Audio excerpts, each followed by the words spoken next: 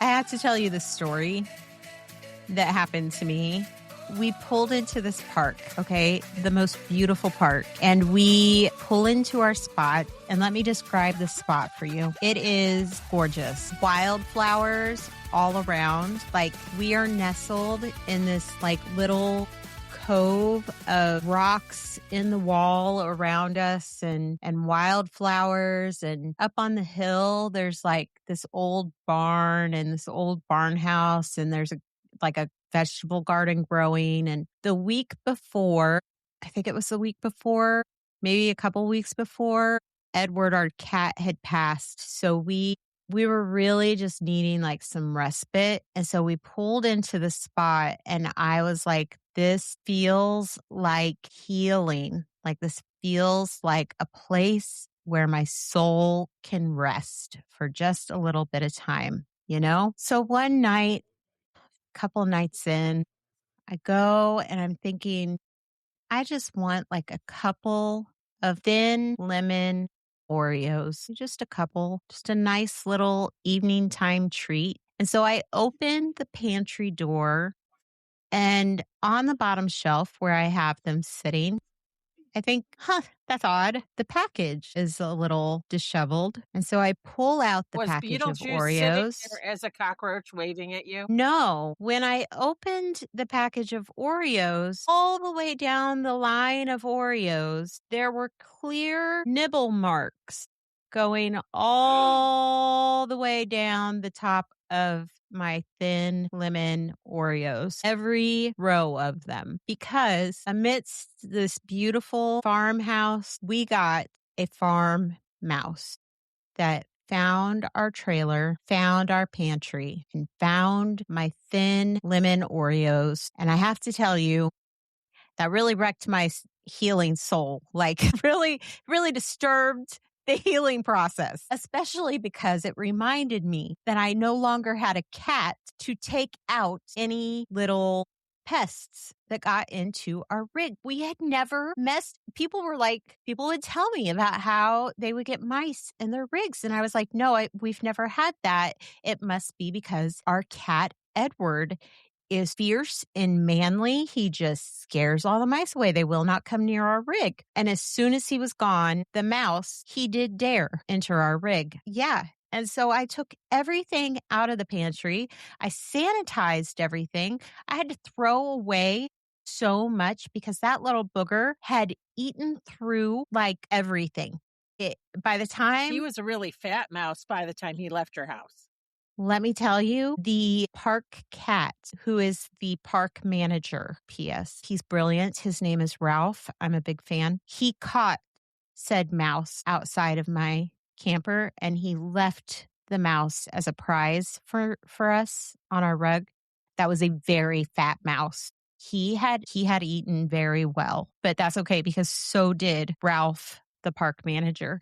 So I think what lesson I learned is we really need to talk about pests on this show. We really need to make sure that people know how to get rid of them. And it's summer. There's summer pests, there's winter pests. Mice are typically Yes. more of a winter pest in the RV space for people that like stay up north. And we've heard of people that like use straw bales under their units. And so that makes sense to me. But when you're only at a park for a couple of weeks, it's so much harder to say, oh, well, I've got a mouse in my house and expect it to be part of the norm. In fact, we just got done cleaning our camper here in Texas, and our old camper, not this camper, but that old camper sat in Illinois for a whole winter. And there's evidence of a mouse residing in that camper. Now, we didn't leave food for him to eat, so he didn't stay for I very remember long, that. But he probably stayed warm for the winter. And then by the time he got traveled to Texas, he moved out. And so there are no mice. There are no evidence of mice anytime recently. But, we wanted to be diligent because mice droppings can be serious, So, yes. And a lot of people don't think it's a big deal. So, but it's not just mice, right? It's all the pests that are out there. Yep. So, and there's a lot of them actually in the RV world. There are, and some that surprised me. But we're not here to scare you. We're here to make sure it doesn't happen to you, or if it does,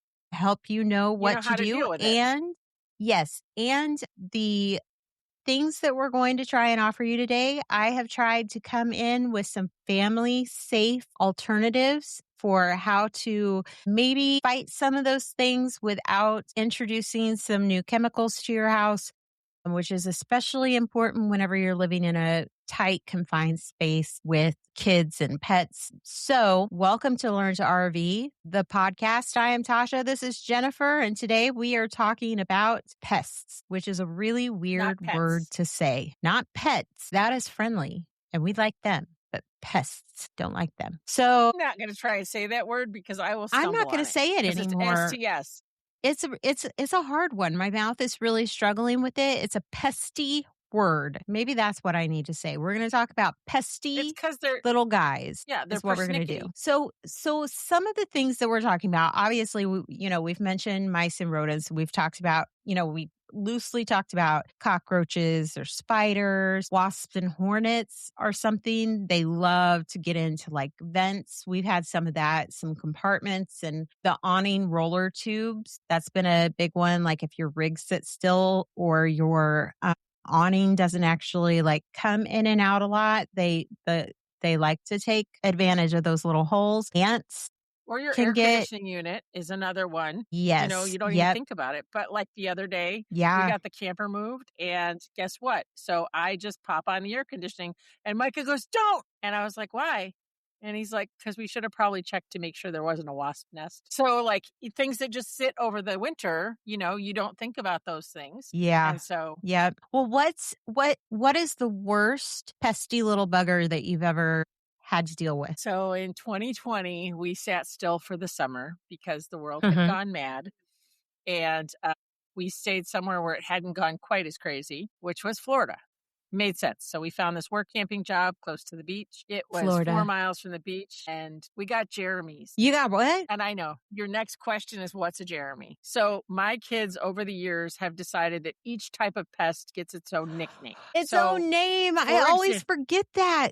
yeah. So, for example, if you have leaf cutters and I'll be in your house and go, "Oh, there's a Ralph," and we'll pick up Mhm. the Ralph and send him outside. Jeremy's are cockroaches, and they're the German cockroaches, the kind that are so hard to get rid of. But we sat in Florida in an RV park that was a pretty well established RV park, and everybody, they're like, "Oh, it's just part of being Florida." I'm like, "It is not just part of being in Florida." And so then it would take us several weeks to get rid of them after just being there for a whole summer. And so German cockroaches were the worst infestation we've had. We've never had them again, but we don't try to sit still for 5 months at a time in Florida in the summer, Yeah. usually. Yeah. So we've had a few different infestations. I've got 3 that I would like to talk about because they are 3 that took me by surprise. I'm going to hit them fast. The first was we were at the border of Arizona and Mexico, and we experienced scorpions. Lots and lots of scorpions. But when we first experienced the scorpions, 3 of us in the house did not believe that we were experiencing scorpions. And one of us in the house was like, I am not going outside because there are scorpions everywhere. So they didn't actually get into the rig, but they were like hiding all over the outside of the rig and all over our stuff. So it was like anytime the dog needed to go for a walk, they were everywhere. So that was very interesting. And Right. it was the first time that we had experienced that as a family. So that was a treat. Well, and that's scary too, You right? know, Because you've got your dog there or your cat, and yes. now you've got this animal that can hurt them. And like in my case, Millie's allergic to everything, so that means there's an emergency vet visit in my very near future. But Yep. yesterday we went to Walmart to go get some diatomaceous earth to pour in all the cracks of the old cardinal, because the boys are going to be using it for a little bit. And vinegaroon crawled out. And if you've never experienced a vinegaroon, that was a whole thing. So a vinegaroon is What? like, it looks like a scorpion. It's Okay. yellowish color, and it's usually about that big. And so, 3 inches long, and it's clear. And you can see all the insides of it. And the old Hard wives' tale, pass. I've never been bit. I've never been bit by a vinegaroon. Frank hates them because in Afghanistan and Iraq, they'll They're chase you. They're gross. not called vinegars. They're called sun spiders over there, but they'll chase you because they're looking for the shade. Well, here in the Yeah. United States, in the desert, there are vinegaroons. And the old wives' tale is that if you get bit by one, you'll taste vinegar for like a month. but there was one in the old camper, and we don't know how long it lived there, but, it's not there anymore. It crawled out after we poured the diatomaceous earth all in the cracks and crevices of the unit. My life was so much better before I knew that existed. Oh, I'm going to have the weirdest dreams tonight. Don't go Google Ugh. vinegaroons now. No. Okay. So here's my pesty bugger number 2. You ready? Sort of. Not really, but yours, no. Okay, Florida. Florida is very interesting to me because every person I talk to has a different pesty bugger story with a different, like not just a different experience with the same type of pesty bugger. It's a different pesty bugger in their pesty bugger story. So ours happened in Ocala. We were staying at this beautiful park, very clean, just pristine, very well kept park. And we got these little bugs and they came in crawling up our hose, came in through the little crawl space and then came into our bedroom through my closet, which sat directly over the wet bay. We thought they were termites because they were teeny tiny and kind of translucent looking, and they just kind of looked like termites. And so we immediately started freaking out because when your home is a matchbox, getting termites is not a great thing. But turns out they were ants, and they were called ghost ants. And those suckers are horrible, and I do not like them, and they were dumb. And so Florida has ghost ants. They look like termites. They are frightening. They're somewhat translucent, and part of their bodies you can kind of see through. And I don't like them. I just don't like them. And they're very hard to get rid of. And then you get the taro and you stick it in there, and then you move and you forget to take the taro traps down. And then you get taro spread all over the thing above your bed. So, that's exciting too. My last and final unsuspecting pesty bugger that I'm going to throw out there, because this is something that is not in our list of pesty buggers that you need to be prepared for, but there is a group of people who know what I'm talking about, are the not really ladybugs.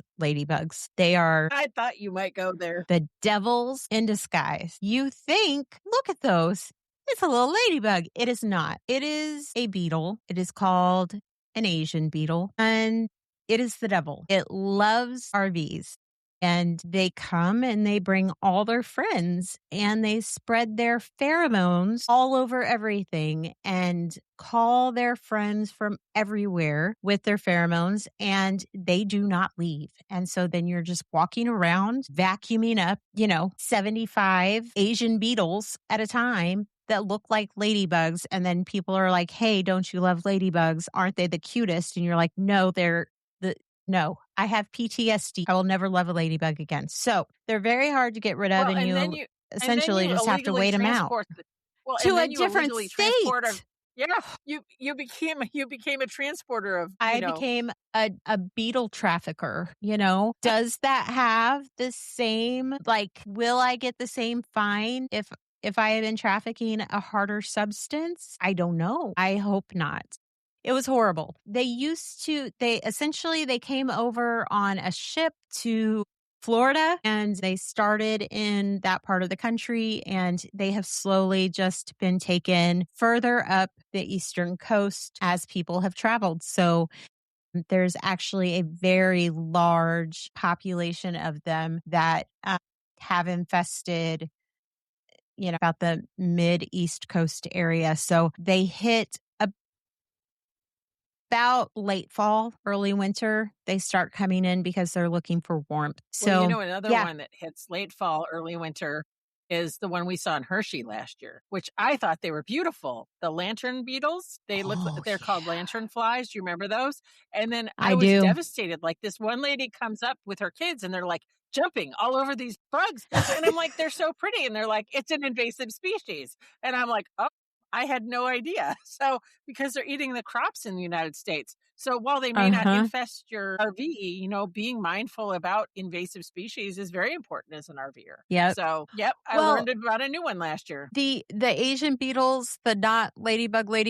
Matt and I were on a rock climbing expedition thing, and we're at this location, and we're like all zipped in, and we've got all of the harnesses and everything on. And this guy, one of the trainers, had gone to help get this other party set up to start climbing, and he came back, and that's where we had been introduced to them. And the infestation on the wall, on the rock on the mountain, was so bad that when he was there helping them, he came back and he was like, I've got to go inside and change, because they had all gotten inside his clothes, like his shirt had lifted up, and he was like, this is my fault, I didn't wear a long enough shirt. And so he had him down his pants, he had him up his shirt. It was like they were everywhere on him. I was like, this is insane. So I said we weren't People are going going to to scare start you itching guys at this point in the story. I know. I'm already like, I'm scratching my head right now as we talk. I said, we're not going to scare you guys. We just want to prepare you guys. And now I'm like, we're 20 minutes in. We're still telling horror stories. So what is the most impactful thing that you can do? The most impactful thing that you can do is seal up your rig. Like, number one, inspect all of the penetration points, your utility hookups. What is your face? Don't kill my thing. Listen, you let me talk, and then you can come in. Find all of your penetration points, your utility hookups, your water lines, your slide seals, your underbelly vents, your roof seals or seams, all of that. Seal up what needs sealed up. That's a very easy prevention that you can do that doesn't include any chemicals, bringing anything inside. It's just a way to try and help keep the pesty buggers out. Unless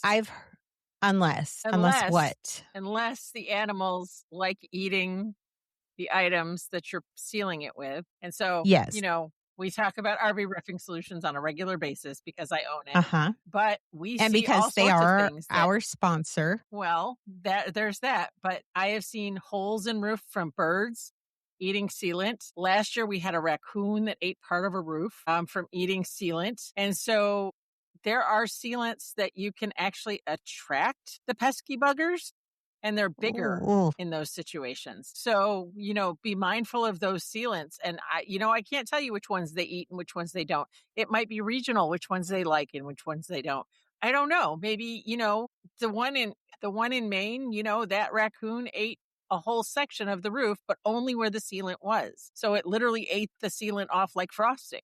And so pesky buggers don't have to be insects. They can be other things too. So make sure you're checking those seals on a regular basis, looking for bite marks. Crows notoriously like pecking sealant on roofs. And so check for bird holes on your roof from peck marks. And so it's kind of crazy, but those are just one of the areas that a lot of people wouldn't even stop to consider. And I don't know that I would have believed it.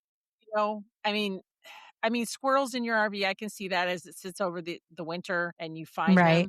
But, a raccoon just eating the sealant off like frosting was not something that was ever something I thought I'd ever discuss anywhere around a campfire, on a podcast, whatever. So, it does happen. It's unique, but, it could happen to you. Well, and to that point, you need to check your awning roller tubes and your vent covers outside, because even if an animal like a squirrel or a raccoon has not gotten in there and caused some damage, or just, flat out removed them, those small holes are really great places for wasps and bees and, all sorts of carpenter interbug here, carpenter ants, carpenter bees, carpenter put the bug to take up real estate, So those are really good things to check. Another really good thing to do while we're talking about sealing things is what I did after we found our pesty bugger in the cupboard and had to get rid of anything that was not already in one. Get hard-sided airtight containers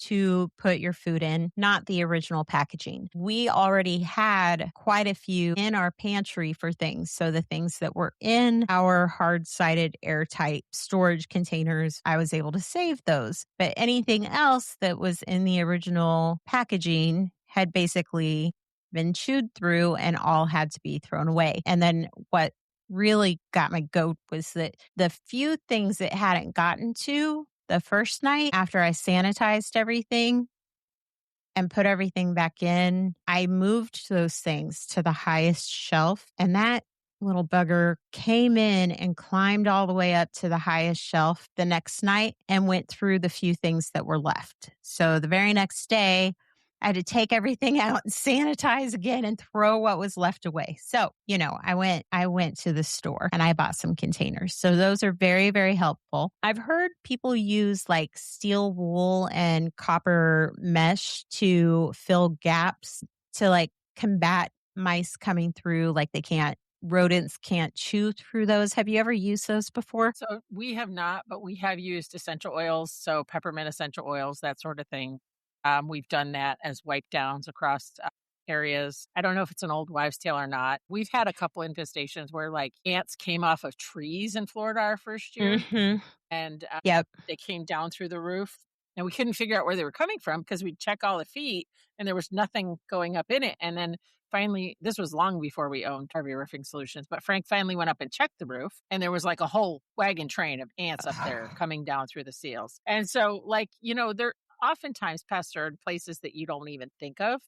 Uh-huh. So, do all of the products work? Absolutely not. So, right now we're in Texas and we are fighting fleas. Even though our dog is on flea prevention, you walk outside and your whole grass is hopping. So, like, literally, you have fleas everywhere. And so, just in the South, being on flea prevention isn't enough. You have to be baiting your dog, and Yeah. those pests are still pests. So, Mhm. you have to be mindful of all of those. Yeah, absolutely. Well, it's funny that you say peppermint oil because that's actually the next thing on my list that you can saturate cotton balls with peppermint oil and put that in your cabinets under your bed and storage compartments and switch it out just every 2 to 3 weeks. And that will And even if it deter doesn't work, rodents. your house is going to smell amazing. Yeah, it is. But if they're already in, that is not proven to get them out, which I find very Yep. interesting, but it will deter them from entering if they have not come in yet. So that's good to know. I found some information about a couple of bio based botanical options for rodents that I have never used before, so I cannot speak to them myself, but I did find some good reviews for them in RV full timing communities. So the first one is called Fresh Cab.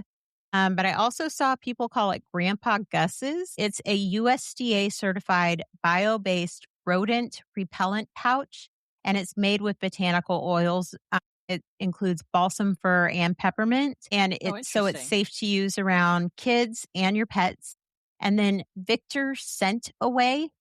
Victor, like the man's name, Victor, is another botanical option that gets really good reviews from RVers. Something that people don't think about is dryer sheets and Irish Spring soap has been used a lot. It's like an old folk Do you think that remedy actually for works? fighting them. Just out of I don't curiosity? know. There's not a lot of evidence out there, but dang it, I would try anything. And if I've already got dryer sheets with me, it's not going to hurt my feelings to, sacrifice a few of them for the good of a good scientific study. And then I have found mixed reviews. I have not tried them. Maybe trying it in a storage bay might be worth it, but like the ultrasonic repellers, some people swear by it. Some So people are like, it's a gimmick. Don't try it. I don't know.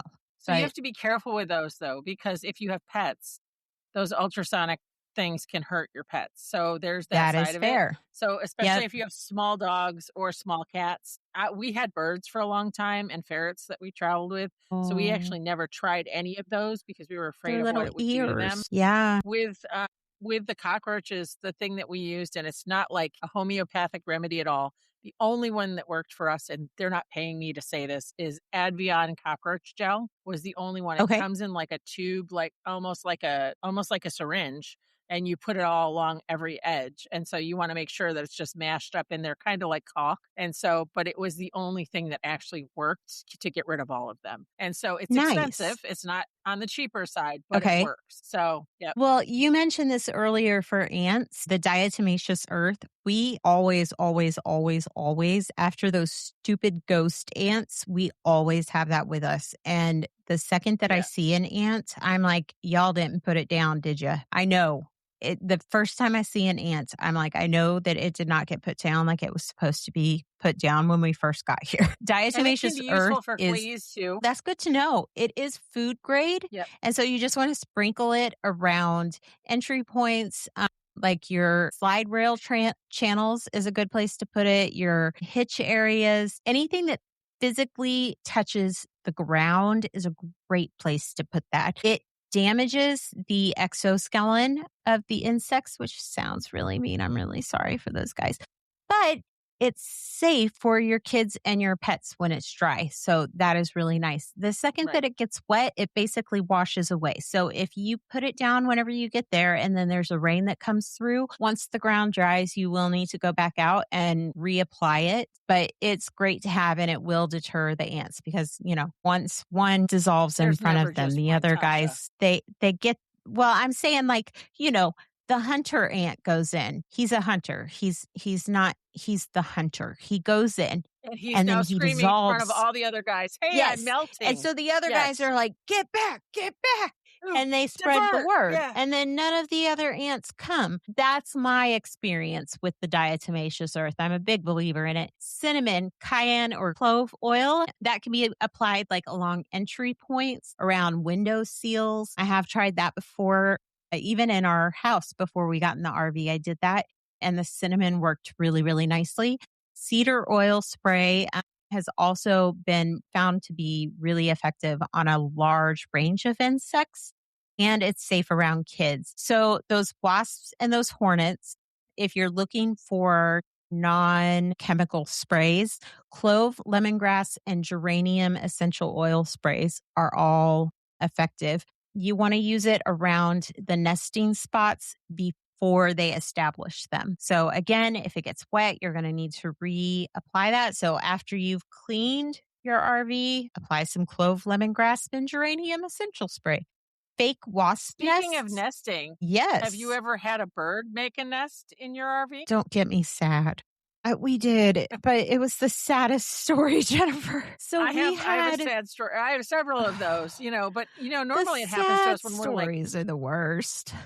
so we had one that actually made a nest in our hitch. We were here in Texas, Mhm. and the mom decided she was going to build the bird nest in the front hitch of the camper. And we moved from one campground to like half a mile down the road to another campground for a week before we went back to the Thousand Trails Lake Conroe location that year. And the bird chased us all the way to the next spot and then came back with us. And so, yeah, we didn't move that nest and the baby was born. And the next time we moved, it was big enough that it flew away. So, like, that wasn't a sad story. But at the same time, because we move so often, it could have been a very sad story. Yeah. We had a not successful story like that. And we took a robin's nest unknowingly to another campground. We found the robin's nest after we moved and were setting up, and we have no idea how long it had been with us because of where the bird had built the nest. It was like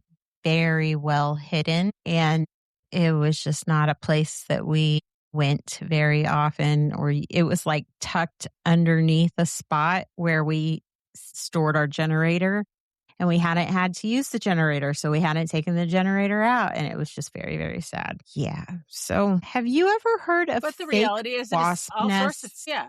And the other side of that, fake wasp nests and any type of like bug like that, they do make screen covers for a lot of things, like your Mhm. exhaust stuff going Yes. outside.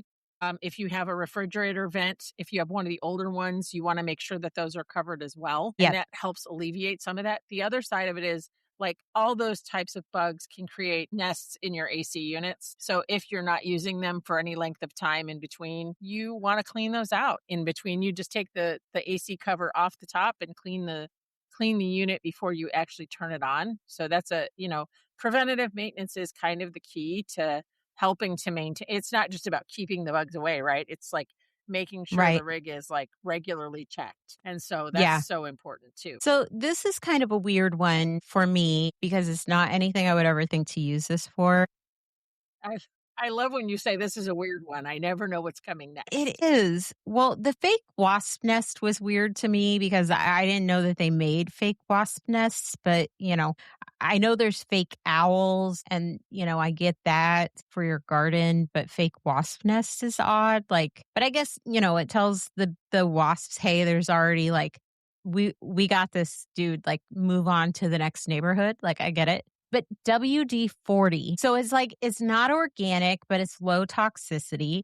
And apparently you can spray it lightly into the tube of your awning, and that slickness will discourage wasps and bees from building their nests inside the awning. And it doesn't off gas. It doesn't produce anything like that. So it's safe for your family. It's safe for your kids. It's safe to put in there, and it doesn't, off gas into your living space. So I just never thought, where's the guy who said, I know what I'm going to do?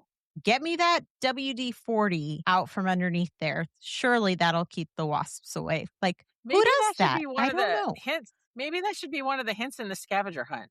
Finding bugs with WD-40. Or it would be deterring bugs with WD-40, My ear itches. So Yeah. a couple of other things for general insects: cedar blocks, lavender sachets, essential oil diffusers, neem oil spray. We used that in our garden whenever we were in a sticks and bricks. We've talked about some of these, but is there an organic one that has like just really, really worked well for you? I mean, I would say we probably use diatomaceous earth over everything else for the most Yeah, part on a regular basis. So we just try to make sure, like if we try to pick it up at like Tractor Supply all over the country and then just have a bottle of it around just in case, absolutely. and it's like you said earlier, it's safe. So like even with the fleas that we've been dealing with here in Texas, we've put it like kind of between the couch cushions because it's safe and it's, Yeah. that way, if they do come in on the dogs, they're dying pretty quickly shortly after that. So, because I don't like all the heavy sprays and I don't like the toxicity. And so I also don't like Yep. that most of them have like some kind of disclaimer on them. Please don't use around kids, pets, or if your dog starts acting like they, are having a neurotic Right. issue, this could be neurological side effect. Yes. And so anything that Yep. reads that, I'm super careful about. So, Yeah. And that does remind me. So when we were dealing with the not ladybug infestation, one of the things that you can do is create a spray with certain essential oils. And that led me down the path of what essential oils are actually safe to use around your pets. So that is something to consider before you use an essential oil to fight off a pesty bugger in your RV. Make sure that it is an essential oil that is safe to use around your dog or cat or bird or hamster or gecko. I don't know, but double check, because there are a few essential oils that are toxic to animals that are not toxic to humans. So that is just something that you want to be mindful of. So let's talk about when you didn't know to take those precautions and the pesty buggers get in anyway. There are definitely signs that like the mice have gotten in. You're going to find droppings. My phone is ringing in my ear. It is my child who is mouse in my phone, which is funny. Did you hear me talk about a mouse and you thought I was calling for you? Okay. I'm recording an episode about pesty buggers, and I was talking about a mouse and and you mice. called. So can I call you back in just a little bit? Okay. I will call you back in a little while. All right. Love you. Okay. Bye. So sorry about that. So my mouse called, but I was not talking about my mouse leaving any droppings for me. But you might find mouse droppings if it's a different kind of mouse, or gnaw marks, nesting materials like shredded paper, and a smell. There's a very distinct smell. The first step is to get them the heck out if you can do that. And traps are going to be what you do. There's just no way around it. I wish there was a trap or a way to get a mouse out that didn't involve a mouse trap of some kind, but I have never experienced anything we tried lots of things. None of them worked. Ralph, the manager, worked. That was what got the mouse. So yeah, But there are more humane traps that you can use than others. So you just got to kind of check the market. Deep clean everything because, as Jen was saying earlier, they do contaminate surfaces with their urine. You need an enzyme cleaner rather than bleach, which can damage RV surfaces. So that's important to know. For ants, how would you treat an ant infestation, Jennifer? What did you do when it was coming in through your Well, roof? And not just the ones that you we can sprayed. see, but like, what about when you So can't we find sprayed it? the roof with an ant cleaner, like an ortho ant cleaner, and I don't recommend those anymore. And and it's not good for your membrane.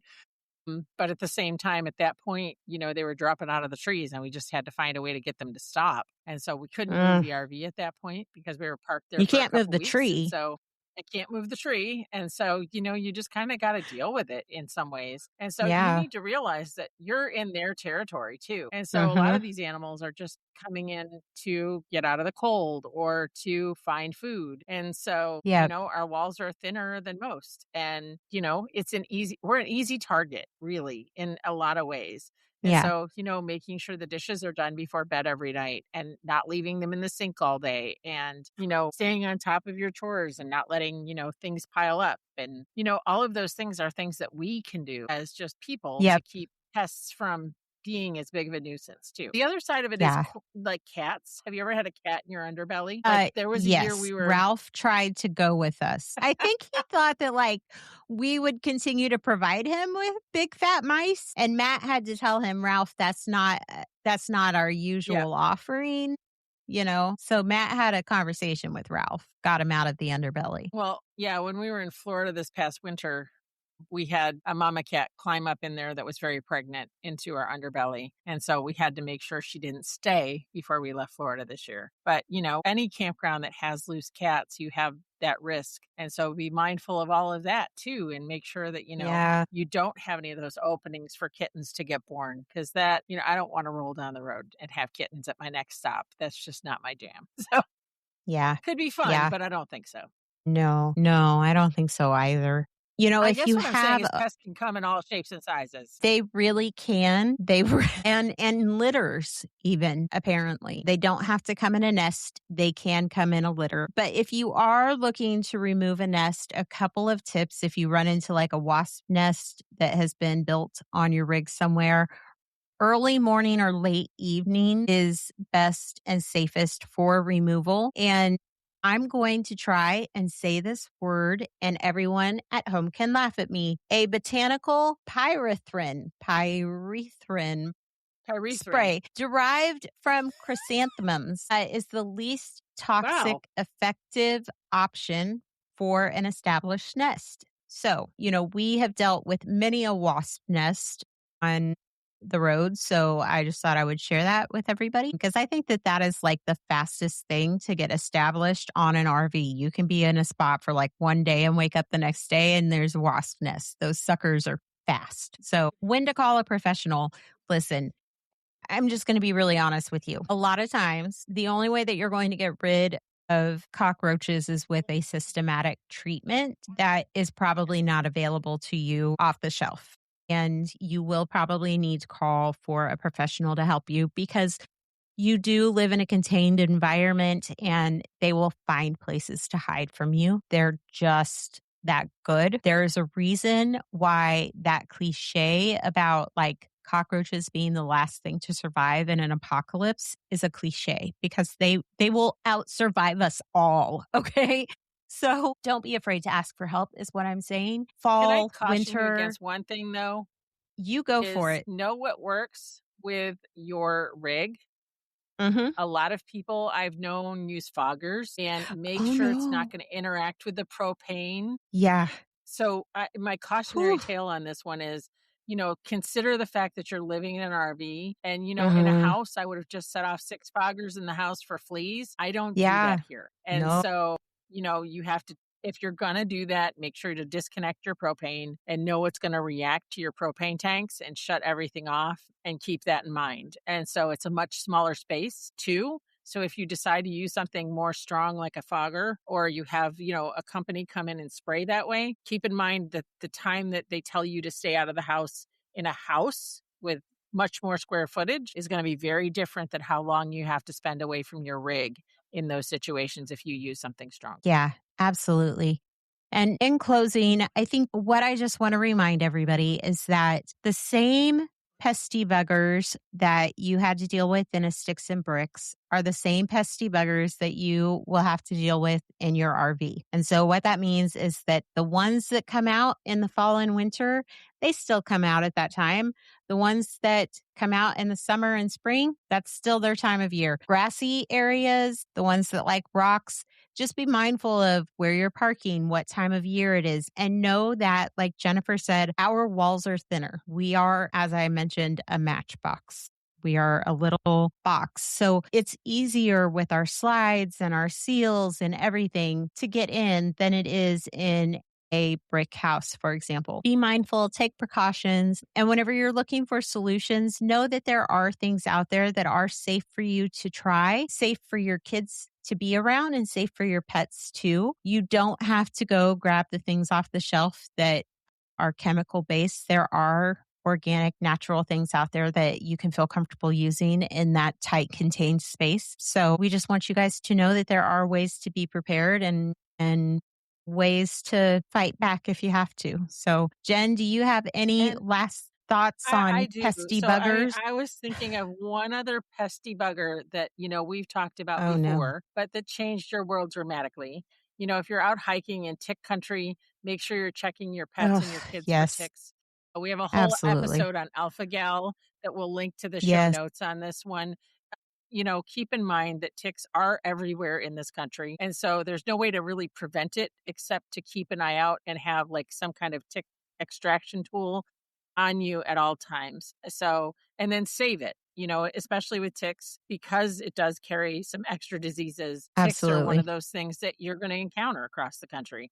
And so they are a pesty bugger. They're not going to infest your rig, but they could impact your life. So I think it's worth mentioning. Yeah, thank you so much. I do agree with that. The road is full of surprises, and Jennifer will tell you that a lot of those surprises happen to your roof. So if you ever run into a situation where one of those surprises, like ants or birds pecking into your roof, happens, RV Roofing Solutions is available. Jen, as our sponsor for this episode, can you tell our lovely listeners where or how they can get a hold of RV Roofing Solutions if a crabby little bird gets to pecking at their sealant? Sure. So RV Roofing Solutions is a nationwide mobile roofing company that comes to you. And so, if you have a situation that has some kind of pest control, I can't tell you that it won't stop the wood from being bad once we get there. But what I can tell you is if you're checking it on a regular basis, catching it before it gets any worse is always a good equation. So rvroofingsolutions.com, just fill out the form. You can do it before you have a leak. You can do it when you need the sealant fixed. Whenever you need it, it's there for you. So, yeah. And we also, before we go, I want to remind everybody that July is the celebration of America's 250th birthday. And we at Learn to RV are celebrating with our annual scavenger hunt. And I'm so excited. It is the Great American RV Scavenger Hunt. Jennifer, can you please give our listeners all the juicy details? So by now, I don't remember what date this airs, but registration is open. And so June 15th, registration opens in RV. So we're partnering up with a company called RV, ARVEE. And you can register at RV to get signed up for the Great American Scavenger Hunt. Every week, the points reset. So every week, you have new chances to win. And so there's going to be challenges, and they get harder by the week. And then the last week, there's 5 grand prize winners. And so it's going to be a great bunch of fun. It's all online, so there's no reason not to get involved. You can pop in for a week here or there, or you can go for the grand prize winners. The points are being set up so that even if you haven't played for the first 4 weeks, that 5th week, there's some wonky points in there. So you could still win if you only play for that 1 week. There's some That is wild card exciting. games here. That is so exciting. So, there are lots of pesty buggers out there. There are not a lot of Ralph the managers out there to take care of the pesty buggers. So I can't send you a Ralph, but I hope that we have sent you enough good information that you can I don't know, be your own Ralph. We hope that this has given you some good information, some good tools. If it has, please like, share, subscribe. Pass the word around, pass the word back to us. If something hit home or if you've got a good idea that maybe we missed, please, please, please comment and let us know. We are always looking to learn ourselves because we never know everything. We know that. We are always open to learning. So until next time, we will just patiently wait around the campfire for you guys to return. See you next time.